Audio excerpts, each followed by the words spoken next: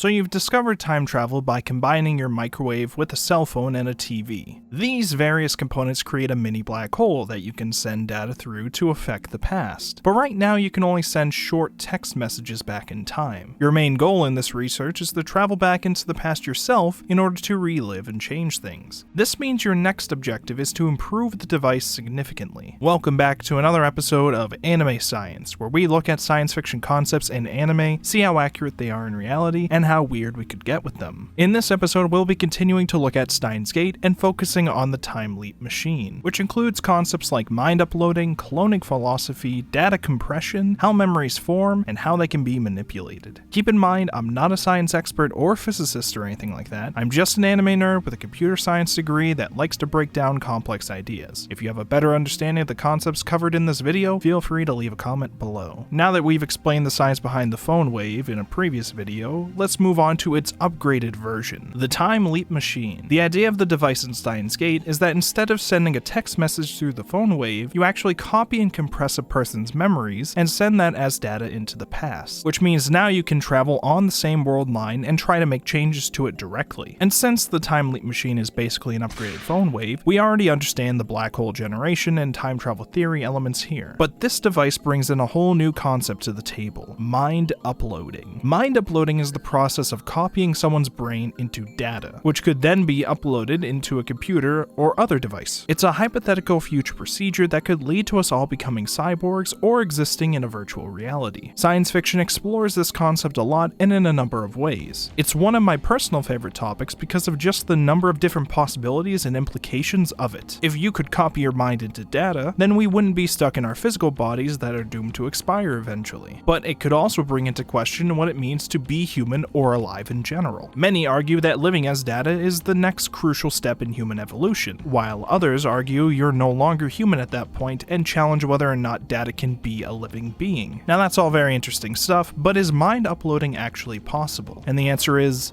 maybe, given what we know so far. It's a highly difficult problem to tackle, even just theoretically. The research behind this includes several different fields, such as neuroscience, computer science, engineering, and philosophy. The main goal is to ultimately digitize the human brain, encompassing their memories and thought processes. With computers, we can create a simulation of nearly any process we fully understand, and artificial intelligence has come a long way in the past decade for this kind of task. So it's not impossible, but it would require a complete understanding of the human brain and how all its different processes work. And currently, we're nowhere near that kind of knowledge. In fact, many believe neuroscience barely understands the basics of their field. For example, we know that neurons are cells in the brain that can send information to each other through electrical and chemical signals, and are used for neurological processes. But we don't fully understand how that process takes the brain from perception to thought to action, and depending on how these processes work, we could have hardware limitations for replicating this in artificial intelligence. And it might turn out that it's impossible to replicate this process artificially, and that we'll never be able to create a real digital consciousness. We might be able to make it feel incredibly real though, and then the question becomes more philosophical. So just copying over our memories isn't enough to digitize the mind. You would also need it to process new information and act upon it. Otherwise, you'd have a snapshot of memories, but they're all fragmented and incomprehensible. But this is more of a problem with mind uploading in terms of living a digital existence. For our time leap machine, this memory snapshot might be all we need because we intend to send these memories into our past body. We would essentially attach our new memories onto our past brain, utilizing our existing thought processes but with our future memories added on. The idea makes sense right now, but this might prove to be incorrect later as we develop further in neuroscience research. There's a number of factors we don't understand yet that could impact if this would work in theory. It's probably impossible to put your memories in someone else's brain, but your own past brain could be more compatible. We'll talk more about the process of copying our memories into the past later, but first, we have some other problems to deal with. For mind uploading to work the way we want, we have to deal with the question of what does consciousness really mean? If you can copy your mind, that doesn't necessarily mean that your old mind moves. There's kind of a split that happens. So if you upload your mind into a new body and leave your old mind alone, you're in your old body and you have a copy in this new body, so now you're two different beings. But you're not some kind of hive mind. The new body would have a new mind based on yours at the exact moment of copying, and that copy can create its own memories and experience its own emotions. In effect, you create clones of the same mind with their own consciousness. A lot of people think the idea of uploading your mind means that we can live forever, and that could be correct, incorrect, or both. It's one of those related philosophical questions for this that has to deal with what consciousness and identity even mean. Your mind will both experience moving to a new body and staying in the old one and eventually dying. So do you live, die, or live and die? What a lot of sci-fi does to try and make this transition seamless is to kill the old mind in the old body right before the upload is complete. To the new mind, it would have successfully moved into a new body with no problems. In reality, the old mind ceases to exist in order to retain the perception of one continuous existence. But this seems to only give the new mind some sense of actual transition rather than copying. To give you an example of this concept, let's look at the sci-fi mystery film The Prestige, one of my personal favorites. In it, we follow the story of two rival magicians in a growing feud stemming from the accidental death of an assistant. Through one-upping and sabotaging each other's acts, the two continue their battle for their entire careers. But the main trick the movie focuses on is that of the teleporting man, and in an effort to create a better attempt at this trick rather than just having a lookalike wait on the other side, one magician turns to Nikola Tesla to build an actual teleportation device. After all their experiments, they discover what they've created isn't actually for teleportation, but instead for cloning, and it even works on living beings. He's able to utilize this terrifying concept in front of a live audience under the disguise of it being a magic trick. What the audience doesn't realize is that because he's actually cloning himself, the man who starts the trick has to die. Right after the cloning process is complete, the old body is dropped into a water tank under the stage to drown. Meanwhile, the new body appears behind everyone at the top of the crowd, and this whole process weighed heavily on the magician throughout the whole process, because he never knew if he would be, quote, the man in the box or the prestige, meaning he never knew if he was about to die or continue to live on.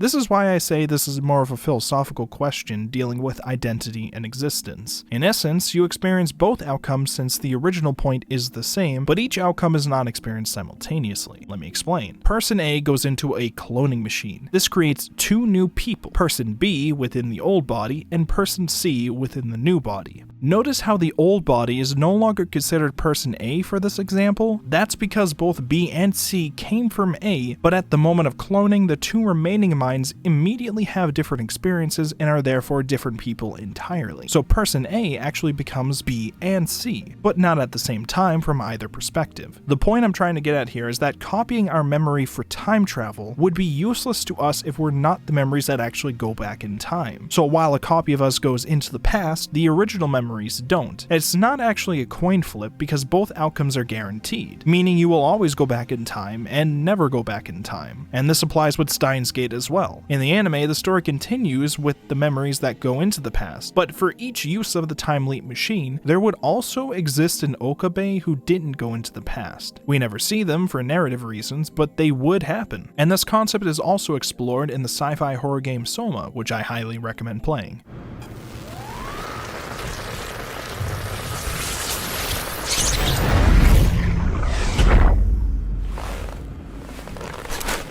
There must be something wrong. Can't you run a diagnosis or something?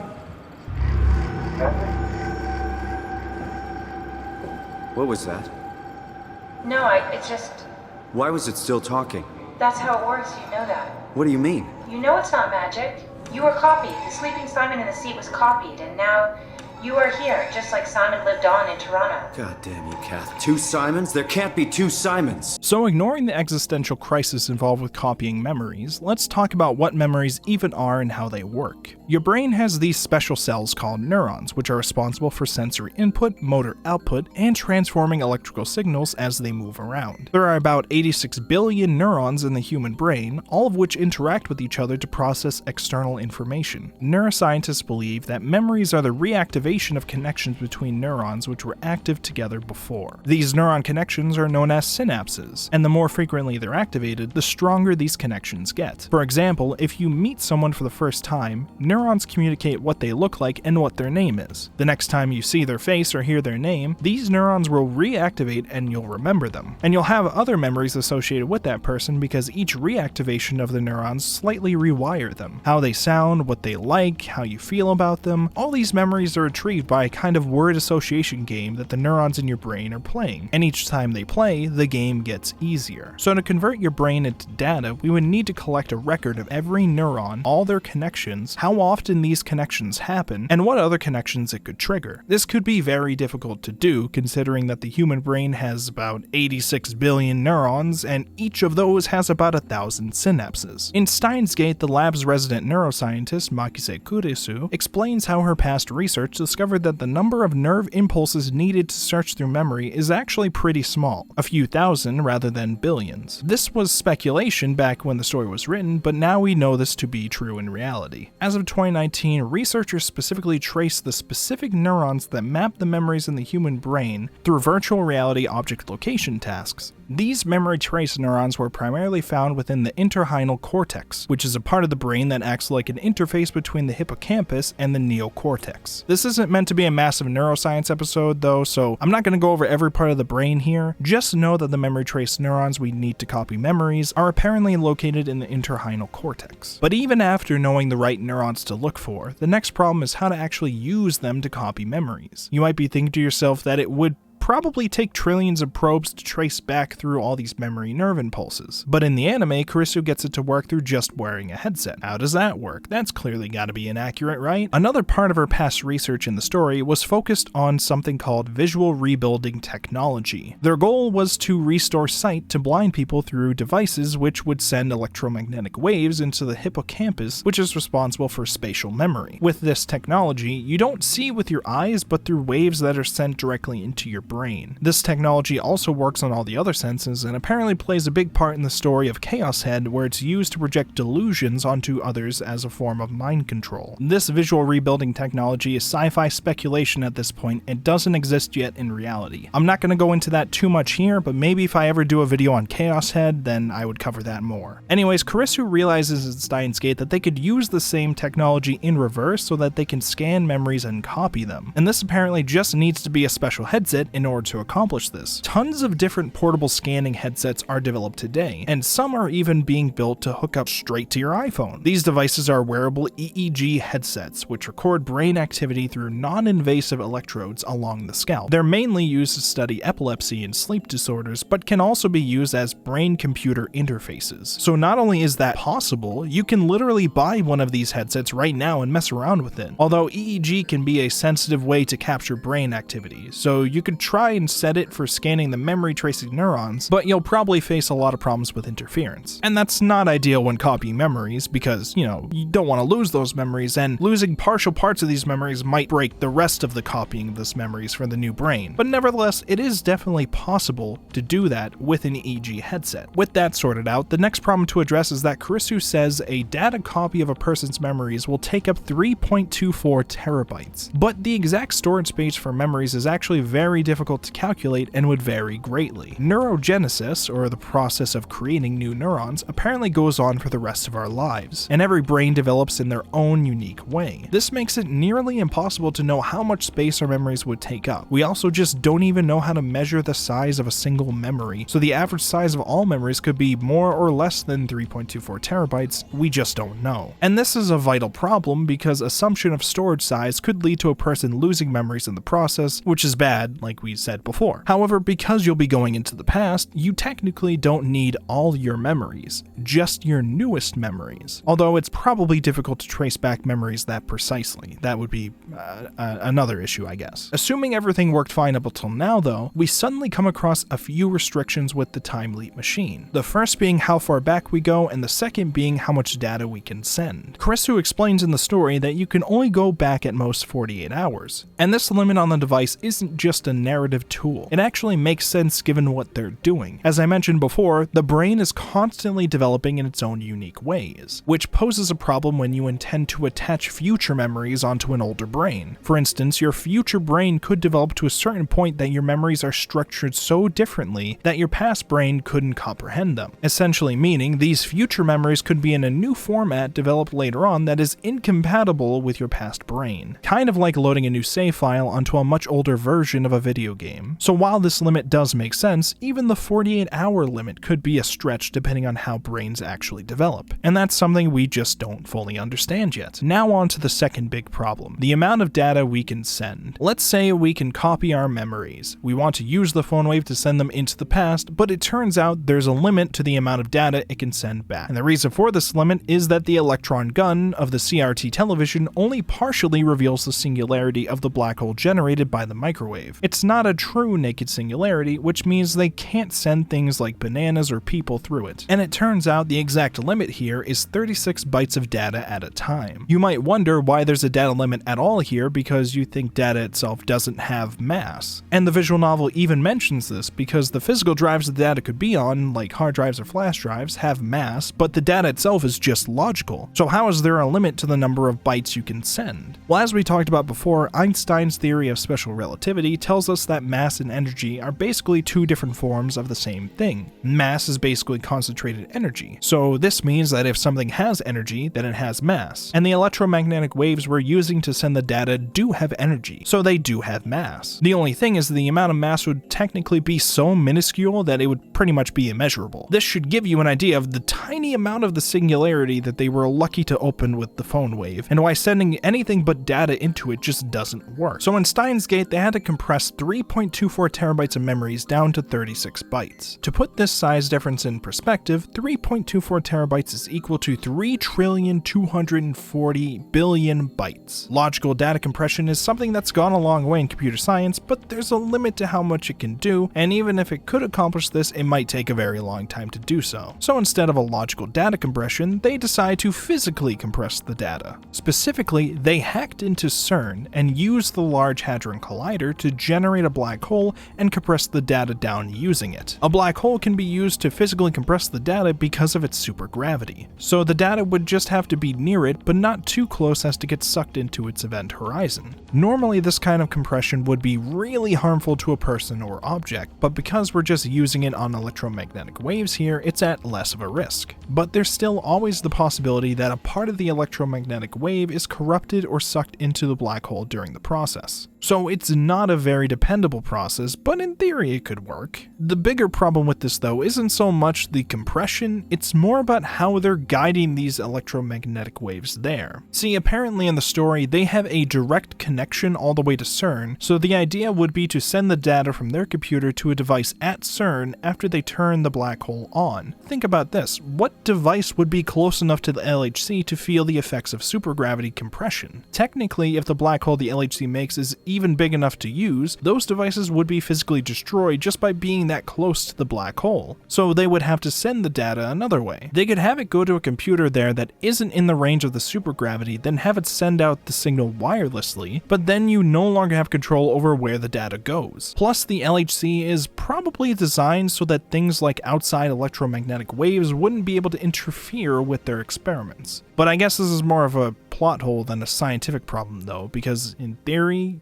I guess you could try to figure out a way to make it work. You can physically compress data with a black hole, that's a thing, you just gotta make sure it doesn't get sucked into it or corrupted and that you can get it back all in one piece. Alright, now let's go over the whole time leap machine compression process. First, they have the LHC generate their black hole and send the copied memory data from their lab into CERN's. It only takes about 45 seconds for them to transfer 3.24 terabytes because their lab actually has a high-speed direct connection to CERN for plot reasons, and in that time they have the phone wave start to generate its own mini black hole. The memory data arrives close enough to the LHC's black hole to be affected by its supergravity, which physically compresses the data. This takes about 23 milliseconds to compress. Then once it leaves the LHC supergravity, it will immediately start decompressing, which also takes 23 milliseconds. Because of the fact that it goes back to their lab as 36 bytes instead of 3.24 terabytes, the data can now come back to them incredibly fast. This is crucial because in that time frame, it needs to go through the phone wave's naked singularity so that it can decompress over the past person's memories. The 23 milliseconds of decompression also leaves a bit of a problem though. Technically, it means when the memories are sent into the past as a phone call, it has to be answered before the 23 milliseconds run out. Although I guess letting the data fully decompress in the receiving phone might be fine as long as it has enough space to hold 3.24 terabytes. But phones back in 2010 didn't have that capability. memory. In fact, it wasn't until recently that we actually started working on 1 terabyte storage for phones. Might seem like a minor issue, but it's enough to ruin our time leap machine. It could essentially mean that you could only go back into the past up until the point where devices had 3.24 terabyte storage. It could create another restriction on how far back you can travel because you would need phones at the time to have a big enough storage space. Anyways, now that we understand how the memories go into the past, let's talk about how they overwrite the past person's memories. If the data can survive its bizarre adventure into the past and is properly received by the person's phone, it'll initiate a phone call. Upon answering the phone and placing it next to their ear, the phone will decode the memories from data back into nerve impulse signals as they're discharged from the phone and into the person's memory. But is it even possible for nerve impulse signals to be sent like this? The way phones work is that it hears sounds and converts it into electrical signals. Then the other caller's phone receives these electrical signals and then converts it back into sound. So would the memories just come through as sound? And if it did, would that still work to overwrite memories? Sound itself is just vibrations through the air. Maybe it does come through as sound, but it's a very specific set of sounds that would trigger a person's nerve impulses in a way that they form new memories. If that's the case, that would imply that sounds could be used to interfere with and alter people's memories. Like we mentioned before, this could be possible with the virtual rebuilding technology Karisu has produced, although keep in mind that technology doesn't exist in reality as of yet. Supposedly, this electromagnetic wave of memory data is supposed to be next to a person's ear so that it can be properly received by the person's hippocampus. This idea that we just need to have it blindly fire the waves and hope it reaches and overwrites a person's memories is not reliable at all. There's too many factors that could go wrong with it, and you're never guaranteed for the data to go fully into their brain. You're not even guaranteed it'll partially be received. If we were to do this, it might work better if our past self was wearing an EEG headset at the time and we sent our memories to that. Also, we need the EEG headset to actually be able to send data into the brain. So to make the time leap machine more reliable in the future, we'd want to start wearing an EEG headset at all times, maybe connected to our phone to make this easier, and we'd only be able to travel back at most to the point when we first wore the EEG headset. So let's summarize the whole process with the time leap machine. First, we scan and copy our memories using an EEG headset. Then we hack into CERN and use the LHC to create their black hole. Send our memories over to CERN so the black hole compresses our data, then activate the phone wave and send the memory data back in time as a phone call. When our past self answers the phone, the electromagnetic waves of our data will decompress our future memories onto our past brain. And there you go, a copy of yourself has now traveled back in time. As I mentioned before, the entire process mostly works in theory, but is highly unreliable given the process we're doing. The key component of this also requires the speculative sci-fi concept of visual rebuilding technology. And while Steins was correct at the time about specific memory tracing neurons existing, they were wrong about them being in the hippocampus. Also, the philosophical consciousness debate means that there will always be a version of you which doesn't see the effects of this happen. So that's everything with how the time leap machine is supposed to work and how accurate that is. But now let's look at the results of our improved time travel device. In Steins Gate, the time leap machine doesn't allow you to make big changes in the world line. This is because you initially stay on your world line up to the moment your memories go back. Once your memories go into your past body, the world line now shifts very slightly, enough for you to be able to make certain changes, but apparently not enough to change certain events. This problem is discovered when Mayushi dies and Okabe attempts to continuously use the time leap machine to go back and try to save Mayushi. What he found was that no matter what he did, where he went, or how many times he tried, in one way or another, Mayushi always dies. And this is caused by two concepts the show introduces: the world line convergence and the attractor fields. I plan to cover these concepts more in the next Steins Gate video, but just keep in mind here that the time leap machine doesn't allow you to make enough changes to the world line to change certain events. And in this sense, it's weaker than the D-mail, which is able to make drastic changes to the timeline. But this is most likely due to the limitations on how far back we can go with the time leap machine, while the D-mail can go back as far as it wants as long as a communication device exists. The further back in time a change happens, the more drastic a world line can shift. Although to me, this idea of certain events being permanent on a world line to the point where making major changes to prevent it is met with active course correction by the universe seems a bit silly. I mostly attribute this to being an anime and wanting to tell a dramatic story. To me, the only way the idea of a perma-death flag by the world line would make sense would be if she had some kind of disease or medical condition that would always lead to her death at that time, and that no amount of event altering at that point could change it. It would take a change in the world line at the time said medical condition could be properly treated, if at all, that would be able to save her. But that isn't the case here. Instead, Mayushi is just destined to die at that exact time, even though it should entirely be avoidable. But this is probably a debate I'll probably get into with you guys more in the next video. Alright, there you have it. Now you know how the time leap machine works in Steins Gate. I worked really hard to research this as best as I could, and I hope I was able to explain it well enough for you to understand. Neuroscience specifically is always confusing to research, so if you have any questions or concerns related to this, let me know in the comments, and if you're a science expert that can help clarify or correct some of my details, I would highly appreciate it. A copy of the script for this video with sources will be in the description if you want to read more. Thank you everyone for listening, and if you enjoyed this, consider supporting me on Patreon, which goes directly into my mozzarella memory research. See, my latest project is finding a way to digitize the taste of mozzarella sticks, convert that into audio, compress a massive quantity of that data using black holes, and listen to it on loop so it maps onto my brain and tricks me into thinking I'm eating a constant, ungodly amount of mozzarella sticks. For science, of course. Anyways, let me know in the comments if you liked this video and if you want more of it. I have a ton of future anime science ideas planned already, and if you have ideas yourself, let me know and I might make a video on them. Follow me on Twitter, follow me on Twitch, follow me in life, and I'll talk to you all later.